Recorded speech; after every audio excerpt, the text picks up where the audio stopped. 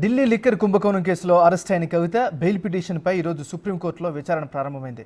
ఇప్పటికే కేటీఆర్, హరీష్ రావు, కవిత భర్త అనిల్ కుమార్తో పాటు పలువురు బీఆర్ఎస్ నేతలు కోర్టుకు చేరుకున్నారు. కవిత బెయిల్ పిటిషన్పై justice BR Gavai, justice KV విశ్వనాథ్తో కూడిన ద్విసభ్య ధర్మాసనం విచారణ చేపట్టింది.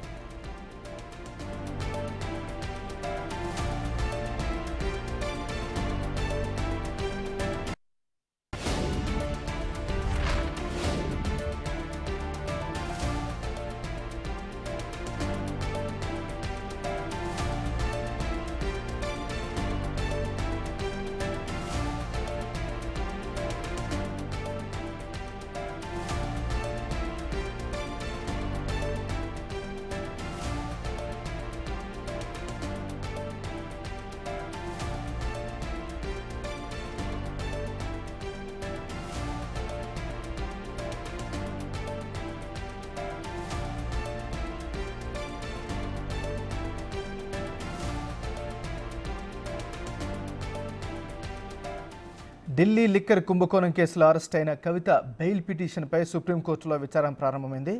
మరిన్ని వివరాలు మా రిపోర్టర్ శివ అందిస్తారు. శివ, రైట్, ఏమన్నారు? కవిత బెయిల్ పిటిషన్ సుప్రీంకోర్టులో కొంచెం క్రితం వాదనలు ప్రారంభమయ్యాయి. కవిత తరఫున ముకుల్ రోహత్కి వాదనలు వినిపిస్తున్నారు.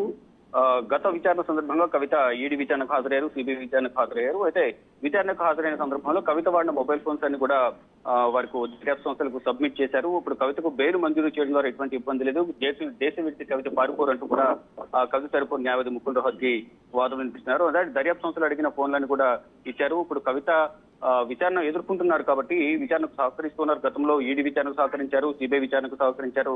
కాబట్టి కవితకు సంబంధించి సౌత్ గ్రూప్ 100 కోట్ల రూపాయలు సంబంధించి కవిత ఇచ్చారని చెప్తున్నారు. కానీ దానికి సంబంధించి ఎటువంటి ఆధారాలు లేవనేది ప్రధానంగా కవిత తరఫున ముకుల్ రోహత్కి వాదనలు వినిపిస్తున్నారు. ఇప్పటి వరకు 493 మంది సాక్షులను విచారించారు. మొత్తం విచారించినప్పటికీ కవితకు అగెనిస్ట్ గా ఎటువంటి ఆధారాలు దొరకలేదు. అవసరమైతే విచారణను ఎదుర్కొనేందుకు కవిత సిద్ధంగా ఉన్నారు. కాబట్టి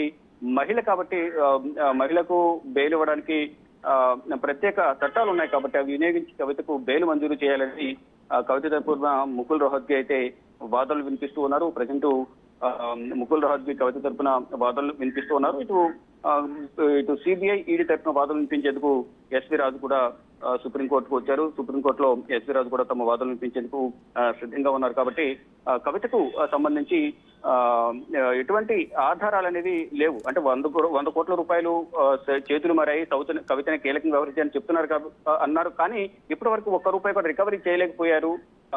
విచారణలో తీవ్ర ఆలస్యం జరుగుతుందంటూ కూడా ముకుల్ రోహత్కి తమ వాదనలు వినిపిస్తూ ఉన్నారు. మొత్తంగా చూసుకుంటే ఈ రోజు కవితకు బెయిల్ వస్తుందంటూ కూడా బీఆర్ఎస్ శ్రేణులు అయితే ఆశాభావం వ్యక్తం చేస్తున్నారు. దానిలో భాగంగానే బీఆర్ఎస్ నేతలు, అగ్రనేతలు కేటీఆర్, హరీష్ రావు, మాజీ మంత్రి వేముల ప్రశాంత్ రెడ్డి, కౌశిక్ రెడ్డి, ఇతర సీనియర్ నేతలందరూ కూడా సుప్రీంకోర్టుకు చేరుకున్నారు. ప్రజెంట్ ఇంకా విచారణ కొనసాగుతుంది. మధ్యాహ్నానికల్లా దీనికి సంబంధించి వాదనలు, ప్రతివాదనలు జరిగిన తర్వాత, అంటే ఈ సమయం అంటే ఒకరు ముందు ఈడీ ప్రజెంట్ కవిత తరపున న్యాయవాది వాదనలు వినిపించారు కాబట్టి తర్వాత కౌంటర్ వాదనలు అనేవి ఈడీ, సిబిఐ కూడా వాదనలు వినిపించాల్సి ఉంటుంది. ఒకవేళ సమయం సరిపోకపోతే ఈ కోర్టు సమయం ముగిసే వరకు కూడా వాదనలు కొనసాగితే మాత్రం మధ్యలో లంచ్ బ్రేక్ ఉంటుంది. లంచ్ బ్రేక్ తర్వాత మళ్ళీ 2 గంటలకు కోర్టు స్టార్ట్ అవుతుంది.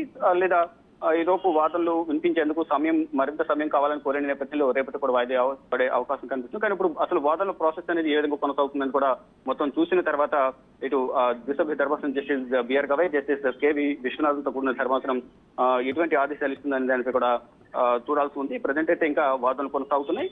వాదనలు కొనసాగిన తర్వాత అంటే ఈ ఎస్వి రాజు వాదనలు వినిపిస్తున్నట్లుగా తెలుస్తోంది. ఎస్వి రాజు వాదనలు వినిపించిన తర్వాత మళ్ళా ముకుల్ రోహత్కి కవిత తరఫున తన వినిపించే అవకాశం కనిపిస్తోంది.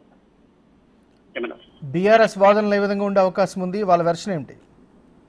రైట్, ఇప్పటి వరకు మనం బీఆర్ఎస్ వాదనలు చెప్పాం. ముకుల్ రోహత్కి కవిత తరఫున వాదనలు వినిపిస్తూ ఉన్నారు. అంటే కవితను సంబంధించి సౌత్ గ్రూప్ లో 100 కోట్ల రూపాయలు అనేవి కవిత ఇచ్చారని దర్యాప్తు సంస్థలు చెప్తున్నాయి. కానీ ఇప్పటి వరకు 1 రూపాయి కూడా రికవరీ చేయలేకపోయారనేది ముకుల్ రోహత్కి వాదనలు వినిపిస్తున్నారు. మరోవైపు దర్యాప్తు అనేది చాలా జాప్యం చేస్తున్నారు.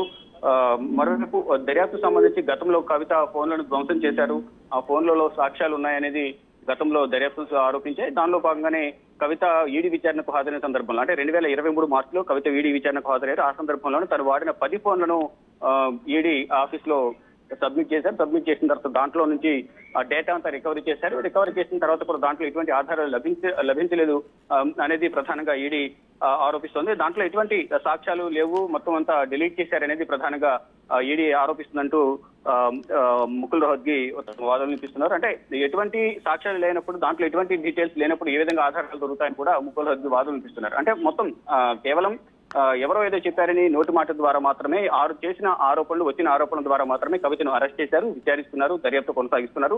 ఈ దర్యాప్తులో ఆలస్యం చేస్తున్నారు అనేది ప్రధానంగా ముకుల్ రోహత్గి వాదనలు వినిపిస్తున్నారు. కవితకు బెయిల్ మంజూరు చేయడం ద్వారా, కవితకు అనారోగ్య సమస్యలు ఉన్నాయి, ఆ బెయిల్ మంజూరు చేయడం ద్వారా కవిత తెలంగాణలో ఉంటారు, తెలంగాణ దాటి ఎక్కడికి వెళ్లరు, దేశం విడిచి పారిపోరు, కాబట్టి కవితకు బెయిల్ మంజూరు చేయాలి అనేది ప్రధానంగా ముకుల్ రోహత్గి వాదనలు వినిపిస్తున్నారు. కానీ గత విచారణ సందర్భంగా గతంలో ఢిల్లీ హైకోర్టులోను, ట్రయల్ కోర్టులోను దర్యాప్తు సంస్థలు కూడా ఒకటే వాదనలు వినిపిస్తున్నారు. కవిత కీలకంగా ఉన్నారు, కవితకు ఇప్పుడు బెయిల్ మంజూరు చేయడం ద్వారా మొత్తం ఈ విచారణ అంతా కూడా నీరు కారే అవకాశం ఉంటుంది, మొత్తం సాక్ష్యాలను కూడా తారుమారు చేసే అవకాశం ఉంటుంది, సమాజంలో పలుకుబడి ఉన్న వ్యక్తి కాబట్టి కవితకు ఇప్పుడు బెయిల్ మంజూరు చేయొద్దు అనేది ప్రధానంగా వారు కూడా దర్యాప్తు సంస్థలు వాదనలు వినిపించే గతంలో. ఈ నేపథ్యంలోనే కవిత వాదనలు ఏకీభవించిన ఢిల్లీ హైకోర్టు కానీ ఇటు ట్రయల్ కోర్టు, రెండు కోర్టులు కూడా కవిత బెయిల్ పిటిషన్ తిరస్కరించారు. ఈ రెండు కోర్టులు బెయిల్ పిటిషన్ తిరస్కరించిన నేపథ్యంలోనే కవిత సుప్రీంకోర్టును ఆశ్రయించారు. ఈ నేపథ్యంలోనే ఈ రోజు కవిత బెయిల్ పిటిషన్ పై విచారణ కొనసాగుతోంది.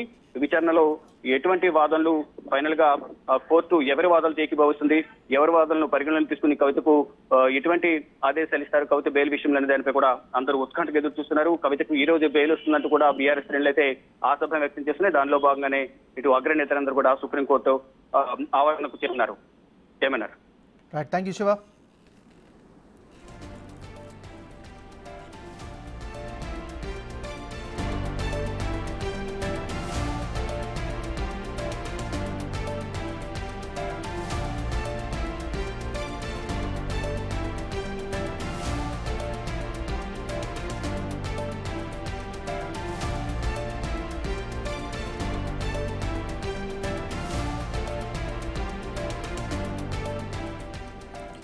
బులెటిన్లో మనం బ్రేకింగ్ న్యూస్ చూస్తున్నాం. ఢిల్లీ లిక్కర్ కుంభకోణం కేసులో అరెస్ట్ అయినటువంటి కవిత బెయిల్ పిటిషన్పై సుప్రీంకోర్టులో విచారణ ప్రారంభమైంది. ఇప్పటికే కేటీఆర్, హరీష్ రావు, కవిత భర్త అనిల్ కుమార్తో పాటు పలువురు బీఆర్ఎస్ నేతలు కోర్టుకు చేరుకున్నారు. కవిత బెయిల్ పిటిషన్పై justice BR Gavai, justice KV విశ్వనాథ్తో కూడిన ద్విసభ్య ధర్మాసనం విచారణ చేపట్టింది. ఈ రోజు జరుగుతున్నటువంటి విచారణ చాలా కీలకంగా పరిగణిస్తుందో, ఎందుకంటే కవిత బెయిల్ పిటిషన్పై చాలా ఉత్కంఠ అయితే కనిపిస్తుంది. కవిత తరపునటువంటి వాదనలు వినిపిస్తున్నారు లాయర్స్. అదేవిధంగా కవిత ఎక్కడికి పారిపోరు అంటూ కూడా ముకుల్ రోహత్గి చెప్తున్నటువంటి పరిస్థితి కనిపిస్తుంది. ఫోన్లు మార్చడంలో తప్పేముంది అంటూ కూడా ఆయన ఒక కీలకమైన ప్రశ్నను ముందుకు తీసుకొచ్చారు. 493 సాక్షులను విచారించారు. ముఖ్యంగా సిసోడియాకు వర్తించిన అంశాలే కవితకు కూడా వస్తాయి కదా అనేటటువంటి వాదనను కూడా ఆయన తెరపైకి తీసుకొస్తున్నటువంటి పరిస్థితి కనిపిస్తుంది. ఏదైనా సరే మనం ఓవరాల్గా చూసుకున్నట్లయితే ఢిల్లీ లిక్కర్ కుంభకోణం కేసులో అరెస్ట్ అయినటువంటి కవిత బెయిల్ పిటిషన్పై సుప్రీంకోర్టులో విచారణ అయితే కొనసాగుతోంది.